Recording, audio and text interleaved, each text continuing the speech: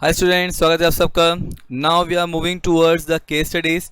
आप लोगों ने एनालिसिस नोट भी देख लिया है इस चैप्टर का, डिलिस्टिंग का, एंड मेन नोट्स भी देख लिया है। And now we are moving towards the case studies. And अगर आपने प्रॉपरली एनालिसिस नोट समझा है तो आप केस स्टडीज आराम से सॉल्व कर लोगे। But will see that what kind of case study institute asked from this particular chapter over the last 10 attempts. 10 years मतलब 20 अटेम्प्ट्स में इंस्टीट्यूट इस चैप्टर से कौन सी प्रैक्टिकल केस स्टडीज पूछी है which is relevant, that's something we need to discuss. तो यहाँ पे अब देखो क्वेश्चन क्या दिया है। Now this is the question being asked in 2017 for 5 marks. Clear. Now सीधा क्वेश्चन क्या लिखा है that ABC limited, a company whose equity shares are listed at BSE and NSE is seeking delisting of its equity share from both the recognized stock exchange। मतलब ये voluntary delisting है from all the stock exchanges। It provides an exit opportunity to all the public shareholder in accordance with SEBI delisting of equity shares regulation 2009। मतलब इन्होंने public shareholder को एक exit opportunity दिया है as per SEBI delisting regulation। Calculate the minimum number of equity shares to be acquired for delisting offer to be successful। Now this is something that आपको निकालना है कि minimum number of shares कितने acquire करने हैं for making the delisting offer successful, and this is something we have discussed under the analysis note in detail with example। समझाता that आपके पास delisting offer successful कब माना जाएगा, जब प्रमोटर के पास delisting के बाद minimum shareholding कितनी होनी चाहिए, 90% of the equity share capital of the company। Next लिखा है also determine final offer price from the detail given here under. तो आपको यहाँ पे फाइनल ऑफर प्राइस भी निकालना पड़ेगा from the details given here under. अब यहाँ पे क्या क्या इन्फॉर्मेशन दिया हुआ है। तो इट सेज दैट प्रमोटर के पास 75 लाख शेयर्स पड़े हैं, पब्लिक के पास 25 लाख शेयर्स पड़े हैं। Total number of shares company के 1 करोड़ हैं, जिसमें प्रमोटर होल्डिंग है 75%, public holding 25%।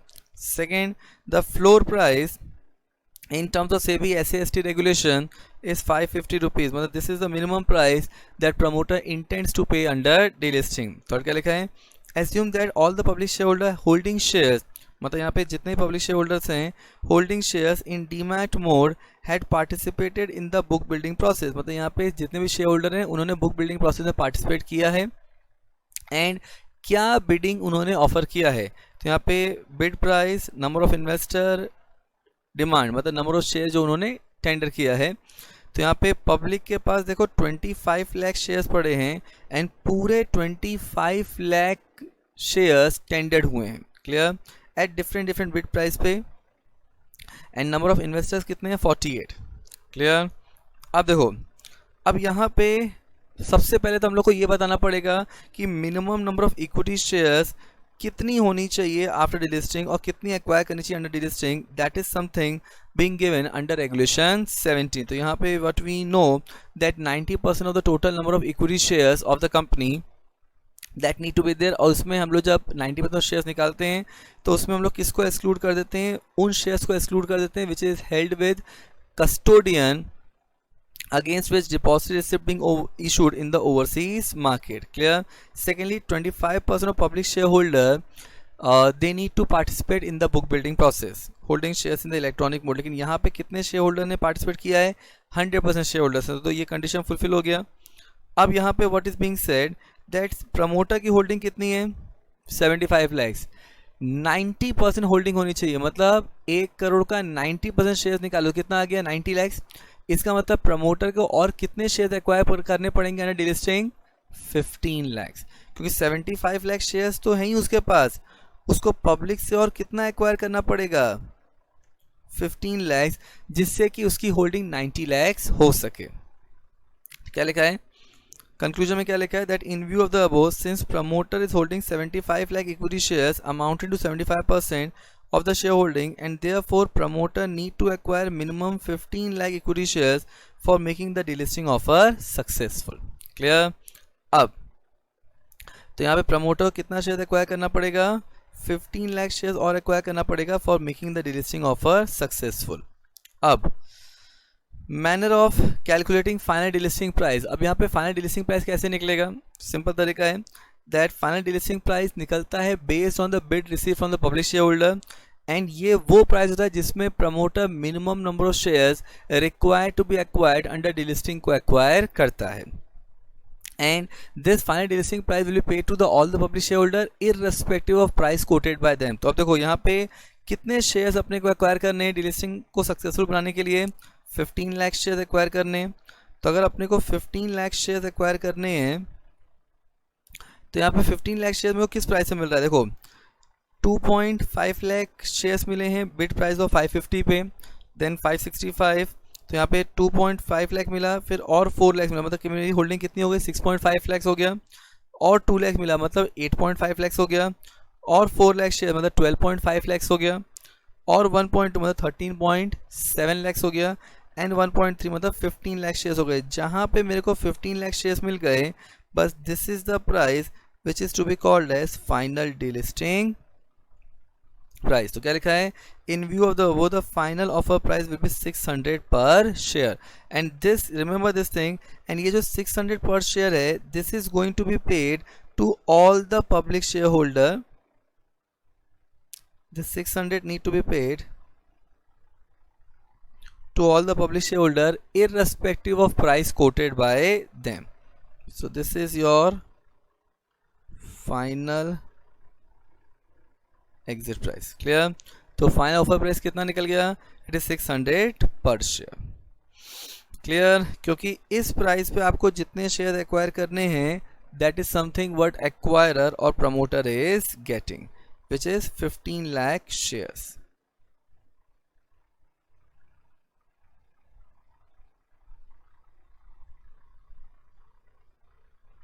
Clear?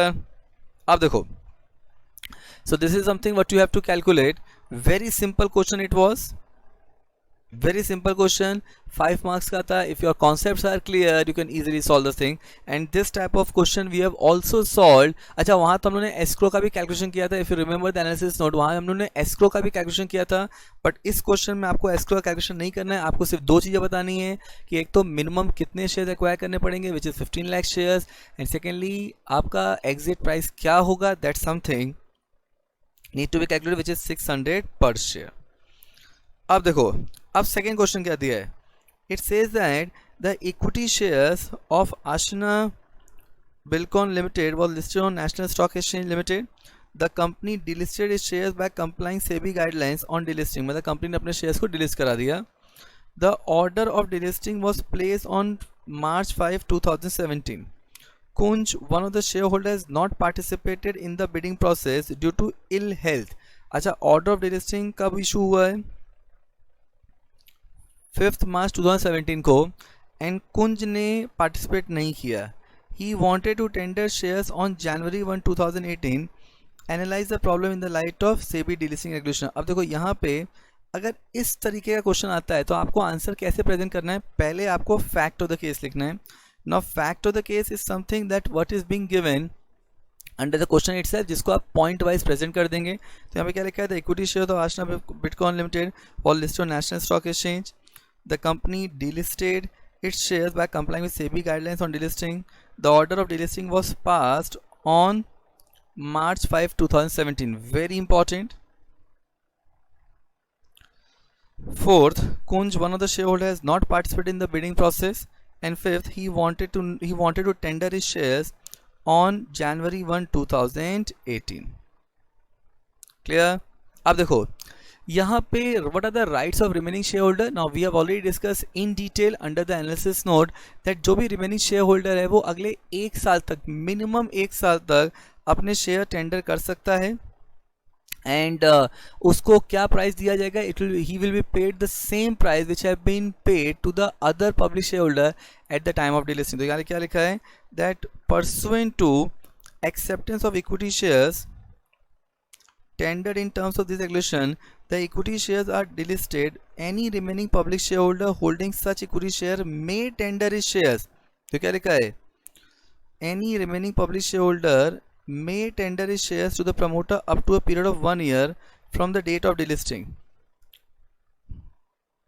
1 year clear from the date of delisting तक may tender his shares, and in such case the promoter shall accept the shares tendered at the same final price at which earlier acceptance of shares were made. मतलब जिस price पे पहले shares accept किए गए थे उसी price पे promoter in shares को भी एक्वायर करेगा. क्लियर? सो यहाँ पे कंक्लूजन क्या निकला? सो कंक्लूजन क्या है कि इन view of the above, since the equity shares of Ashna Bitcoin Limited was delisted by NSE by passing order of delisting on 5th March. तो क्या एक साल के अंदर वो अपना शेयर टेंडर कर रहा है? आंसर इज यस, क्योंकि 5th मार्च को है और वो 1 जनवरी को कर रहा है, तो एक साल तक टेंडर कर सकता है कम से कम। तो वो टेंडर अगर करना चाहता है तो कर सकता है। क्या लिखा है? Any remaining public shareholder holding equity shares may tender his shares to the promoter up to a period of minimum 1 year from the date of delisting order, and therefore Kunj may tender his shares on January 1. तो यहाँ पे जो भी कुंज है वो अपना जनवरी 1 को share tender कर सकता है। And in such case promoter उसको कितना पेमेंट करेगा? प्रमोटर उसको उतना ही पेमेंट करेगा जितना डीलिस्टिंग के टाइम पे बाकी शेयर होल्डर्स को पे किया गया था। तो क्या लिखा है? And in such case the promoter shall accept such tendered shares at the same final price at which earlier acceptance of shares was made under delisting offer. Clear? एकदम क्लियर। बहुत ही सिंपल क्वेश्चन था and this question being asked in 2018 for 4 marks. So now we are moving towards third question. अब तो क्या लिखा है इसमें? Now it says that the board of directors of listed company desire to delist its equity shares from all the recognized stock exchange. मतलब यहाँ पे voluntary delisting हो रहा है from all the stock exchange. The voting details through postal ballot are as under. अब देखो यहाँ पे voting details दिया है, postal ballot से कैसे दिया गया है? The total number of voters 7,000, उसमें public है 5,000, promoter है 2,000. Now voting at shareholders meeting, अब public shareholder में in favor 3,300 votes आए, against 1700 votes आए, and all promoter shareholder have voted in favor of resolution. Now by referring SEBI delisting regulation, decide upon the resolution passed by the shareholder. ये 2019 में question आया है for 4 marks. अब देखो यहाँ पे if you remember the analysis note, वहाँ पे हम लोगों ने डिस्कस किया था कि आपको एक स्पेशल रेजोल्यूशन पास करना पड़ेगा and that special resolution shall be acted upon if the vote cast by public share holder in favor of delisting is at least 2 times of vote cast by public shareholder against delisting. अब देखो यहाँ पे क्या लिखा है? तो सबसे पहले एप्लीकेबल सेक्शन या रूल्स में as per regulation 6 read with regulation 8 of SEBI delisting regulation 2009, a company proposed to delist its equity share from all the recognized stock exchange, then such company shall require to क्या करना पड़ेगा?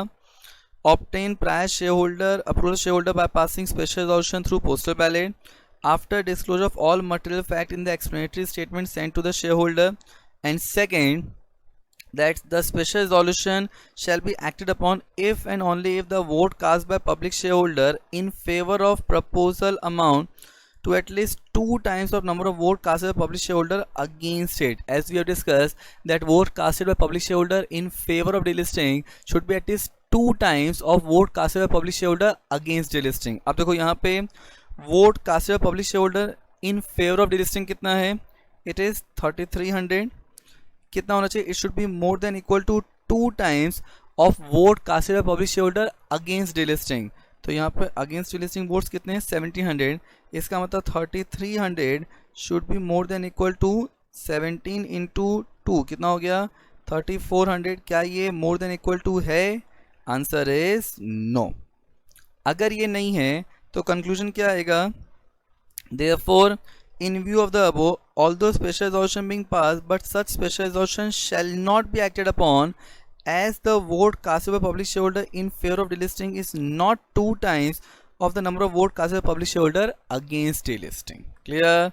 तो यहाँ पे number of vote casted in favor कितने हैं? By promoter category is 3300 and जो by public category 3300 and number of vote cast by public shareholder against delisting कितना है? 1700. तो उसको 2 times करेंगे तो कितना आ जाएगा? 3400, which means that the number of vote cast by public shareholder in favor of delisting is not 2 times of vote cast by public shareholder against delisting, and therefore the special resolution shall not be acted upon.